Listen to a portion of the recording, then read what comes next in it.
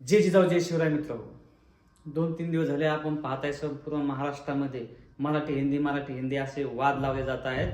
हे फक्त राजकारणी पुढारी लोक हे सर्वसामान्य जनतेच्या मनामध्ये वादाचे बीजारोपण करत आहेत मित्र हो. तर त्यामुळं ह्या वादापासून अलिप्त राहा. या सरकारला फक्त विकासावरून लक्ष हटवायचे जनतेचं.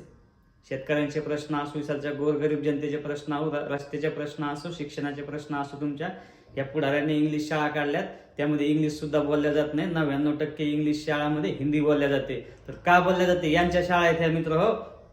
तर हे फक्त आपल्या गोरगरीब जनतेमध्ये वाद लावण्याचा प्रयत्न करत आहात. आपल्याला सुद्धा बाहेरच्या राज्यामध्ये जावं लागतं मित्र. कुठेही संविधानामध्ये लिहिलेलं नाहीये की प्रत्येक भाषा राज्यामध्ये आपण स्थलांतर करत असताना आपल्याला आलीच पाहिजे असं कुठेही नाही. त्यामुळं आपण सुद्धा बाहेर राज्यात जातो तर त्यावेळेस सुद्धा आपल्यासोबत असे प्रकार घडू शकतात. असे हाणामारीचे हा बघा एक नेता हा डायरेक्टली झोडतोय. तर हा सर्वसामान्य माणूस नाहीये, त्याच्या गळ्यामध्ये रुमाल बघा, हा पुढारी आहे. तर असे वाद पेटून घेऊ नका आणि त्यांनाही आपल्या राज्यात खुशालीने राहू द्या. आपणही गेलो तर आपल्याला सुद्धा ते स्वागत करतील. त्यामुळं आपण भारताच्या कोणत्याही कानाकोपऱ्यात जाऊन आपण कुठलीही भाषा बोलू शकतो. याच्यावरती कोणते निर्बंध नाहीत बघा. आपली ही एक हिंदी भाषा राष्ट्रीय भाषा म्हणून घोषित केली. ती आपल्या संवादाची भाषा आहे. आपण जर स्थलांतर केलं त्यावेळेस. त्यामुळे ह्या पुढाऱ्याच्या नादी लागू नका. हे हरामखोर भिकारचोट नेते आहेत.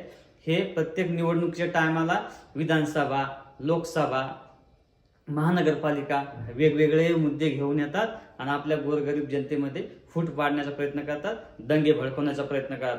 हेच ते हरामखोर आहेत. सर्वसामान्य जनतेला याच्यात काही घेणं देणं नाहीये.